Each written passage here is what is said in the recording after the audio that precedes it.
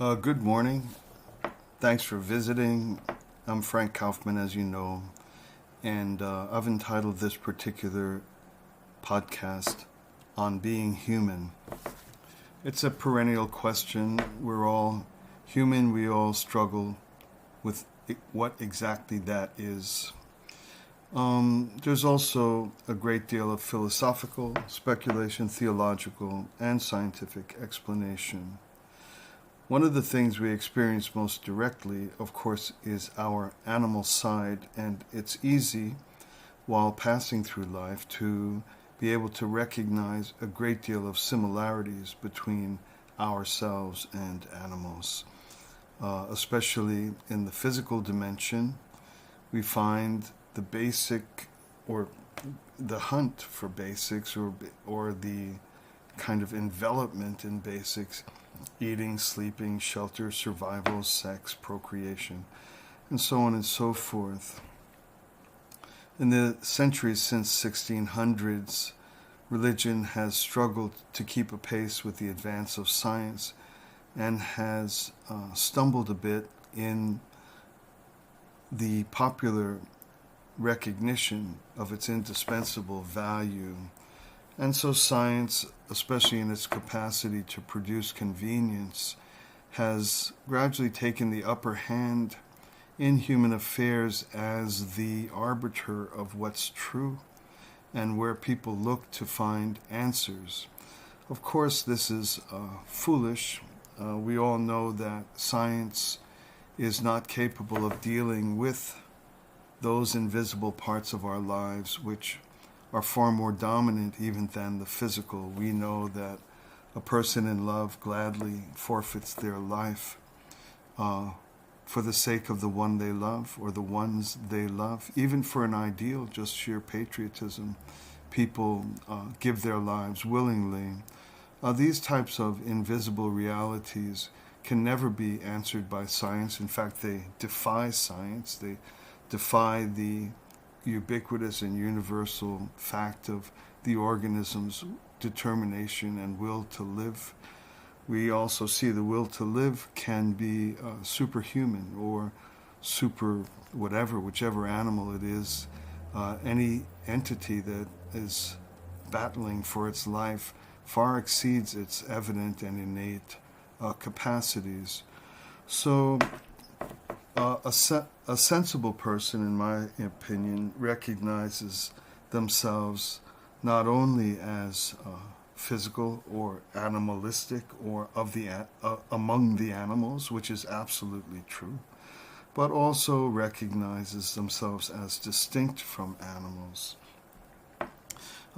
Materialists and scientists or scientistic types, they are forced to, they can't deny that there is a distinction between humans and animals, not just the same type of distinction that one might find between tigers and gorillas or between elephants and antelopes, but you come to human beings and it's simply not a matter of just another species with a random collection of distinctive qualities. As much as materialists and scientists want to try to do that, and they do, they even, materialists try to find the random generation of consciousness and other spiritual realities as arising out of the random clash and crash of material entities. But no matter how small you get, no matter, as long as one stays within the material realm, I think that they'll be infinitely short of a sound grasp of what it means to be human. And then so there are those, even in the scientific community, of course, that seek other clarity or distinctions of what makes a human being different from all other animals, especially since we are, in fact, animals. And I described the vast overlap and similarities we have with our animal brothers and sisters.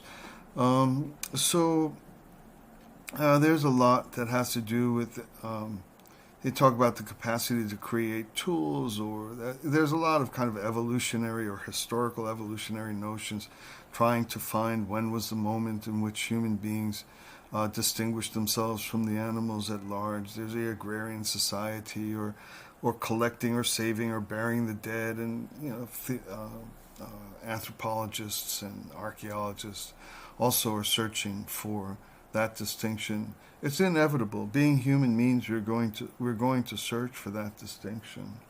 So I came across something I was reading yesterday, which struck me as so simple, so clear, so true, so profound, and so responsive to this extremely important question. Because I think many of us listening, it's the old opposing thumbs thing, the old opposing thumbs, which give us the capacity for dexterity, which give us the capacity to produce tools, and the production of tools. It almost leads to a guaranteed Marxist point of view, the glorification of the proletariat. If being human arises from the random evolution of opposing thumbs, and thus the capacity to produce tools, we're headed on to the wonderful, wonderful definition of the most glorious thing about us is that we're laborers. When, in fact, as we know,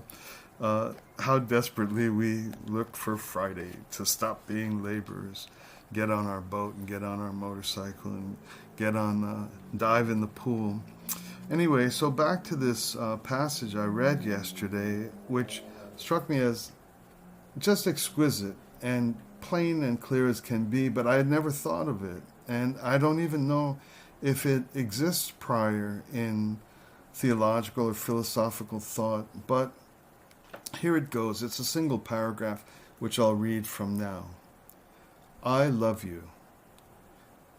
These are the sweetest words. They're the first words because through love, life begins. That's the whole conjugal thing,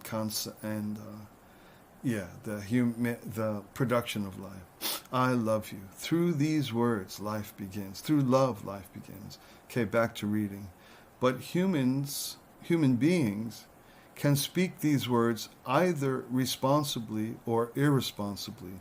Tragically, probably every single one of us know that fact.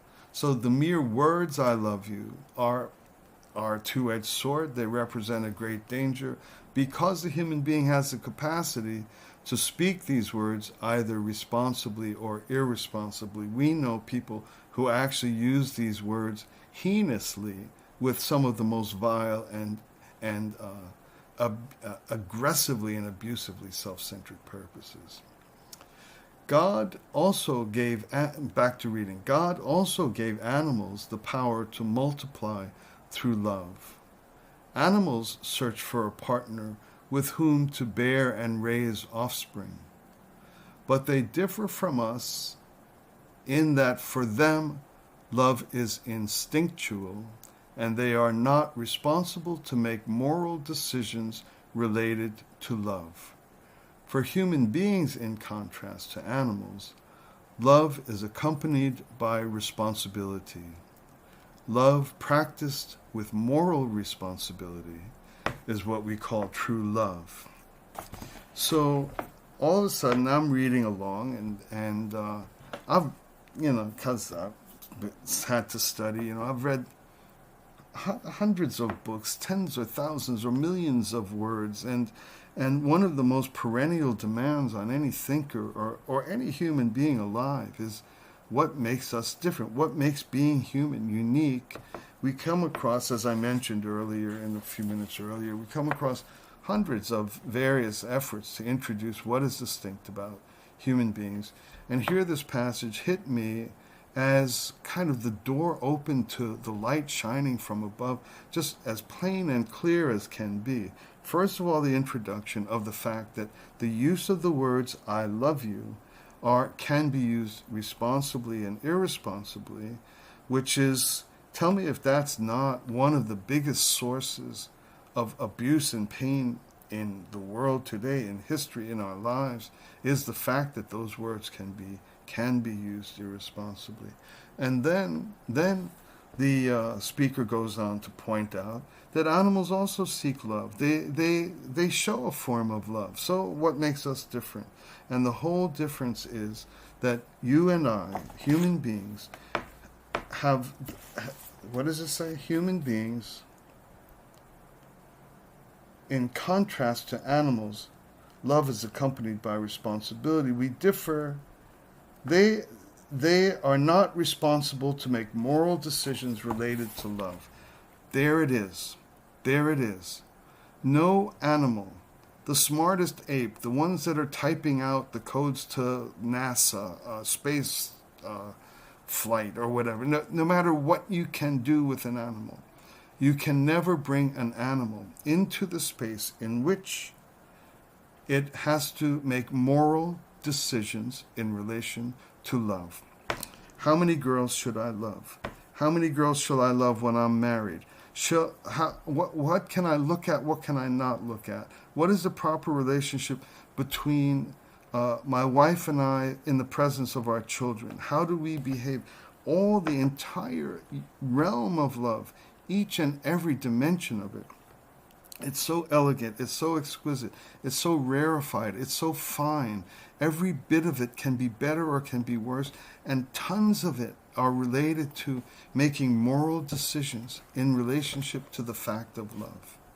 It's easy to feel love, but to make moral decisions in relation to love, and thus be the actual creator of the quality of love in our life, that is distinctly human. And that by many measures, by logic almost, would point to the divinity of being human. So to seize upon that, to live within that, to focus upon that, is almost enough. Is almost enough. The only thing I have to do with my whole life is just live in the incessant and unyielding flow of moral decisions in relation to the fact of love. That is being human, and doing that ever more elegantly, ever more wisely, ever more intelligently, ever more creatively. This is the path to the most divine way I can finally present myself to my family, to my fellow man, and to God himself, if that's your world, or whatever your spiritual, the heights and the wonders are. It's our moral decisions in relation to love which are what present us as a work of art, our own work of art. So that simple thing, what does it mean to be human, was a real thrill for me. It kind of, in a certain way, I've learned enough now. So thanks for listening, and be with you again sometime soon.